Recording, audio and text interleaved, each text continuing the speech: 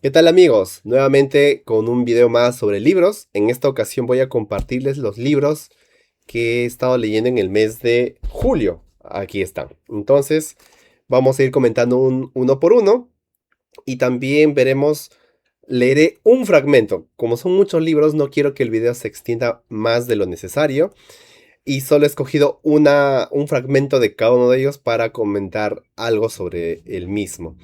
El primer libro que tengo es este de aquí, el Evangelio según Tomás. Este es un evangelio gnóstico que cuando yo pertenecía a la iglesia evangélica, se nos enseñaba de estos libros como que eran prohibidos, peligrosos, oscuros. Eso hace muchos años. Entonces, ahora que ya ha pasado el tiempo, ya que me he liberado de esas ataduras, lo conseguí, me costó 5 soles y empecé a leerlo con cierta fascinación, más que con fascinación, con curiosidad.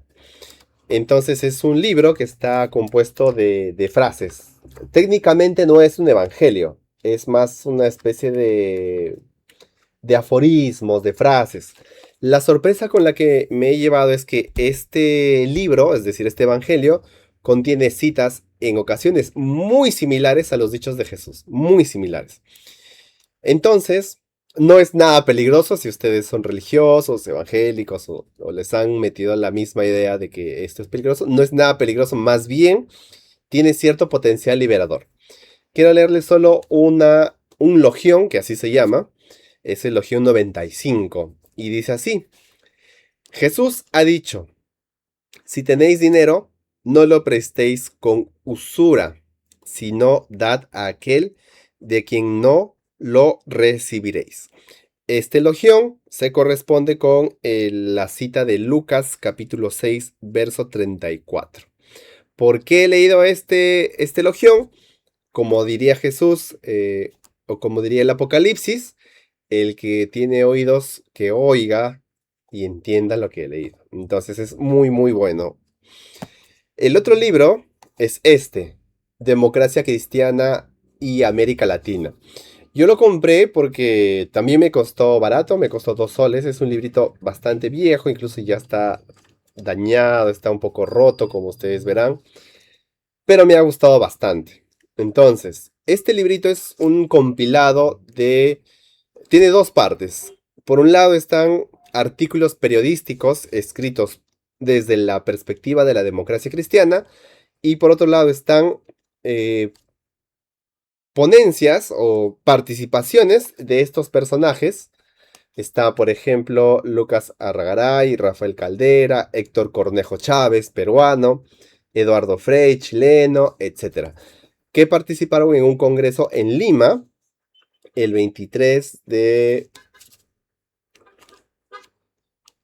octubre de 1959. Entonces dieron su manifestación, dieron una proclama, se grabaron esas emisiones y se transcribió este libro. Entonces este libro es bastante simpático para entender cómo se comprendía la política desde la fe en la década de los 50, que es totalmente distinto a lo que estamos viviendo hoy.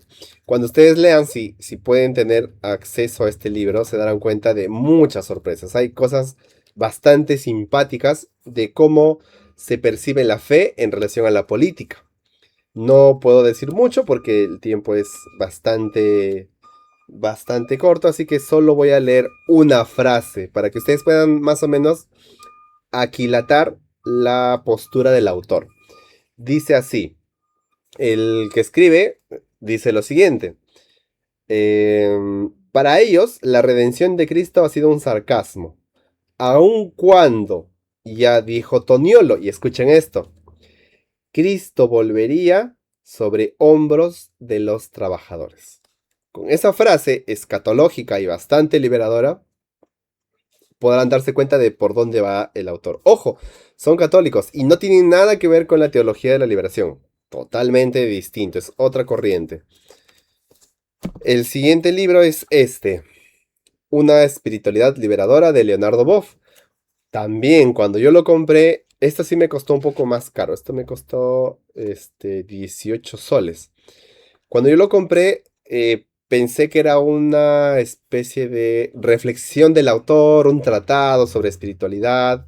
Nada de eso. Como dice la pasta, es una selección de textos espirituales. Y lo interesante es que hay textos de todos sus libros, desde más o menos los primeros hasta los últimos. De este libro, yo quiero leerles lo que anoté en la página 88 y 89 respecto a la teología. Para aquellos que les gusta la teología, están estudiando teología o simplemente quieren conocer esa ciencia. Voy a leer 3 textos. Dice el primero: una teología que no haga discutir es una teología muerta. 1990. Es verdad. Una teología que no genere discusión es una teología inútil. Por otro lado, dice así: la teología es humanamente una ciencia peligrosa. El que comenzó alguna vez a entender profundamente lo que significan fe y Dios, y a partir de allí lo cuestiona todo meditando, ese jamás podrá volver atrás. Podrá hacerse ateo, pero también podrá entrar en un horizonte de existencia de los más exigentes para el espíritu y para la vida. Esa cita le corresponde al libro Vida según el Espíritu. Es maravilloso lo que dice Leonardo Boff, y es cierto.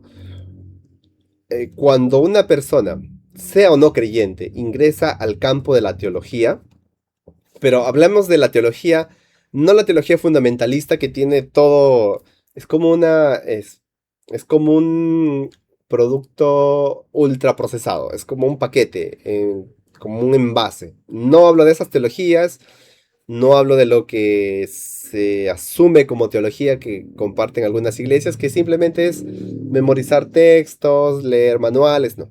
Hablo de teología de verdad, sea católica, sea ortodoxa o sea protestante. Cuando uno ingresa a la teología de verdad y comprendes lo que significa la fe, Dios, la iglesia, la historia, el fin del tiempo, y empiezas a cuestionarlo todo, ya no hay vuelta atrás. Es como, podría decir, haciendo un paralelismo, es como cuando uno ingresa a la filosofía y la estudia con seriedad, no vuelve atrás, nunca más. Y me da curiosidad lo que dice Boff, que incluso alguien que estudia teología podrá hacerse ateo. Y es verdad, es posible. Finalmente, la última cita de este libro dice lo siguiente: el criterio de la verdadera teología no es el reconocimiento de los teólogos, sino el que produzca fe, esperanza y caridad.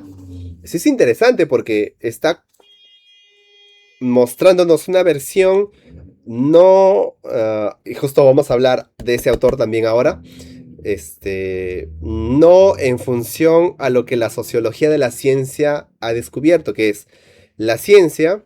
Para que uno sea científico y su obra tenga una aceptación científica, necesita el reconocimiento de la comunidad científica. Boff está diciendo lo contrario. En la teología sucede lo mismo. Cuando alguien publica un texto, una obra teológica, para que se le reconozca como teólogo, necesita la valoración de sus pares. Aquí dice lo contrario. Y claro, entendamos que Boff fue perseguido por el Vaticano, por la Iglesia Católica. Así que en ese sentido tiene mucha lucidez lo que él escribe.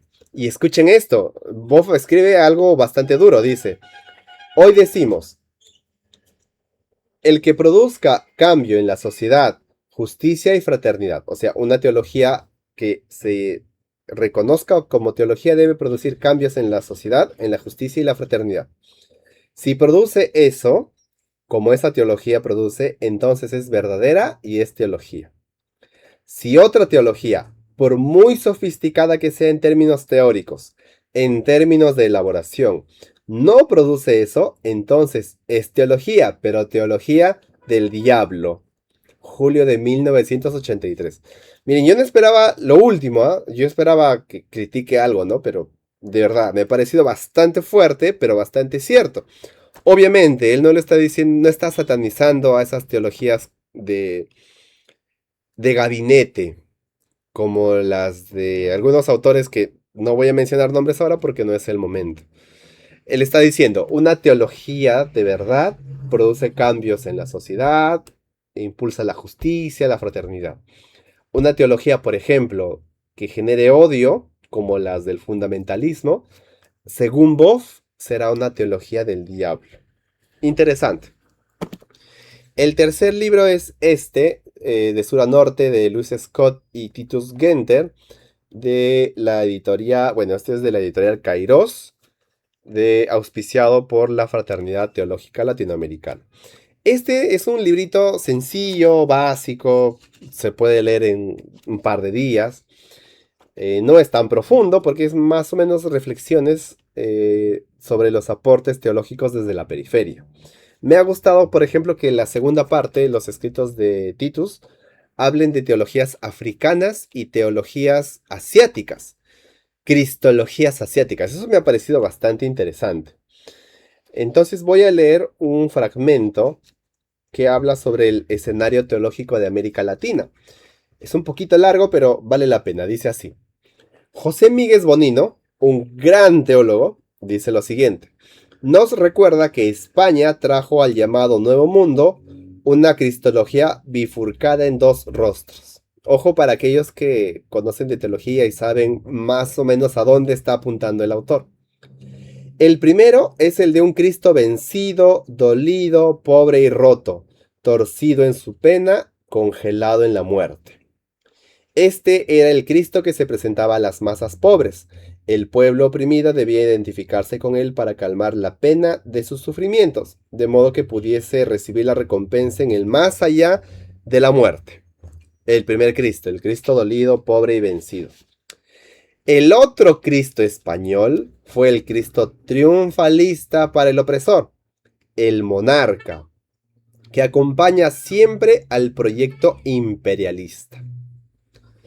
A través de estos rostros del Cristo español, se buscaron salvaguardar el statu quo.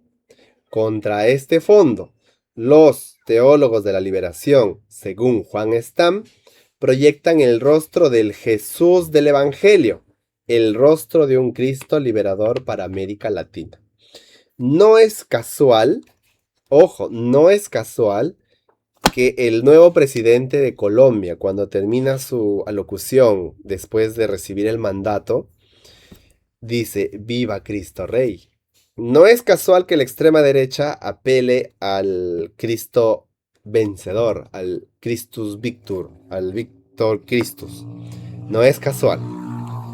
El segundo libro es este, está en copia, es Cristo y el comunismo de Stanley Jones, que es una versión resumida y traducida del original de 1935. Este librito tiene 94 páginas, es bien pequeñito, más chiquito que el otro incluso. Este libro me lo prestaron hace mucho tiempo, lo leí y lo volví a encontrar, así que dije voy a darle una ojeada y me pareció muy bueno. Es tan bueno que he hecho una serie de videos en mi canal de TikTok comentando algunas partes importantes, discutiendo, debatiendo. Así que si ustedes quieren más profundidad sobre el libro, pueden ir al canal de TikTok. Entonces, sobre este libro, escrito en 1935, se puede decir mucho. Incluso esto se conecta con la serie de videos que tengo en este canal sobre fascismo. Más o menos, para entender qué nos está diciendo el autor. Un contexto breve. 1935, han pasado 6 años de la Gran Depresión, esa catástrofe económica que pasó en Estados Unidos y que abarcó a muchas empresas, muchas economías de muchos países. El liberalismo era incapaz de poder dar una respuesta adecuada ante esta crisis. Los gobiernos, es decir, la política tradicional, no tenía las herramientas necesarias y suficientes para enfrentar los desafíos. En Europa ya, y en Estados Unidos también, se habían levantado movimientos fascistas que ya habían llegado al poder mediante elecciones, como por ejemplo en Alemania. Así que el mundo estaba demasiado convulso en Occidente. En Oriente, el experimento de la Unión de Repúblicas Socialistas Soviéticas estaba con sus planes quinquenales y estaba a toda máquina. Y por lo tanto, en el intermedio estaban aquellos que decían, a ver, el capitalismo ahora nos ha fallado, o mejor dicho, la economía de mercado ha caído, ha fracasado, no sabemos qué hacer, el liberalismo no tiene una respuesta y vemos que el socialismo soviético está creciendo. ¿Qué hacemos? Entonces Stanley Jones, que es un misionero metodista, que fue un misionero metodista en la India, se fue con sus amigos a hacer una especie de retiro, ¿cómo le llamamos esto? De estudio. Entonces, en ese retiro, estudiaron el Evangelio, leyeron libros del comunismo y del socialismo y dijeron, tenemos una alternativa. Y es por eso que escribe un libro llamado El Cristo y el Comunismo, porque para él, para Stanley Jones y para los conservadores de su tiempo, solo había dos alternativas. O era el comunismo o era el cristianismo desde la versión que él nos va a mostrar. No había más. El liberalismo ya estaba muerto y el conservadurismo en otros países decidió optar por el nazismo, por ejemplo, en el caso de Hitler. Entonces, en ese contexto elabora un libro bastante simpático, bonito, que a muchos evangélicos les puede gustar, a algunos les va a generar conflictos, pero básicamente es un libro interesante. Voy a leerles una cita para que ustedes puedan adivinar. Vamos a hacer un ejercicio. Yo voy a leer la cita, es un texto que fue escrito hace tiempo, y ustedes van a tratar de adivinar si fue escrito por Marx, Lenin, algún socialista europeo, algún político americano, Gandhi, Luther King, no sé. Ustedes traten de imaginar quién podrá ser. Dice así: voy a sanar a los quebrantados de corazón, a pregonar libertad a los cautivos, a dar vista a los ciegos, a poner en libertad a los oprimidos. Adivinen quién fue quien dijo eso. No fue ningún comunista, ningún socialista utópico, no fue ningún liberal, fue Jesús de Nazaret, en Lucas 4, 18 al 21. Y todo el libro desarrolla de manera creativa e inteligente ese texto, que es el manifiesto de Jesús en Nazaret. El otro libro, ya vamos a ir cerrando, es Galaxia X9, se titula Apu, un mundo sin dinero. Este libro me costó 2 soles, cuando yo lo compré estaba nuevecito, estaba sin ninguna marca. Yo lo compré con la única razón, con la única intención de conocer cómo sería un mundo sin dinero. Entonces, me pareció bastante atractivo. Luego cuando empecé a leer, cuando empecé a revisar quién es el autor, descubrí 2 cosas, una buena y una mala. La mala fue que es un libro, a mí no me gusta mucho el tema de extraterrestres. Es un tema del cual no he estudiado mucho, así que no tengo muchos argumentos para oponerme. Por lo tanto, siempre guardo un silencio agnóstico prudente. Por otro lado, descubrí que el autor no es peruano, obviamente, pero trabajó y vivió y escribió en Perú. Es más, el hecho de que llame al planeta Apu, que en quechua sabemos lo que significa, tiene una relevancia para nosotros. Entonces, luego descubrí que hay varios tomos, que él es alguien que ha sido contactado, cosas así bastante alucinantes. Este libro mezcla ufología, mezcla cristianismo, mezcla ciencia ficción y mezcla crítica social y política. Así que es un libro interesante. Al principio es un poco aburrido, pero luego conforme uno va avanzando en la lectura descubre que hay cosas bastante interesantes, tanto positivas como negativas. Incluso de este libro también le he hecho un video, solo un video en mi canal de TikTok, por si ustedes quieren profundizar en aquellas cosas positivas y negativas. Voy a leer solo una frase, un párrafo, para que ustedes puedan ver más o menos cuál es la lógica del autor. Dice así: los extraterrestres tienen un cuerpo distinto al de los terrícolas. Los terrícolas todavía están en la última etapa del primitivismo y su desarrollo es muy lento. Eso se debe a que la posición de la Tierra, que está ubicada en un ángulo desfavorable respecto del Sol, y también se debe al fenómeno llamado egoísmo que posee los seres que habitan la Tierra. Miren, mm, podría decir mucho sobre este libro, ¿ya? Así que voy a tratar de ajustar mis ideas al tiempo prudente. El libro tiene una antropología y una cosmología. Es una cosmología un tanto materialista y determinista y una antropología pesimista. Cree que los seres humanos son seres que todavía no están bien desarrollados. Y eso lo dice, por ejemplo, cuando analiza la digestión de los seres humanos.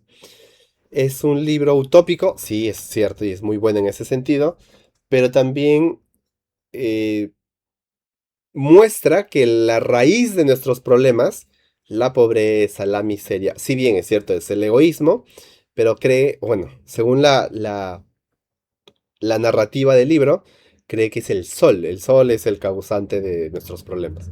Entonces, es un libro con el cual yo me he peleado mucho porque hay cosas muy buenas, pero hay otras cosas también que son demasiado denigrantes para el ser humano, como por ejemplo que la construcción de ciertas infraestructuras, que la sabiduría humana, Sócrates, Platón, Jesús, Demócrito, Marx, Lutero, todos no son seres humanos, son extraterrestres. Y cosas así. Entonces, si a ustedes les interesa ese tema, Galaxia X9 es para ustedes.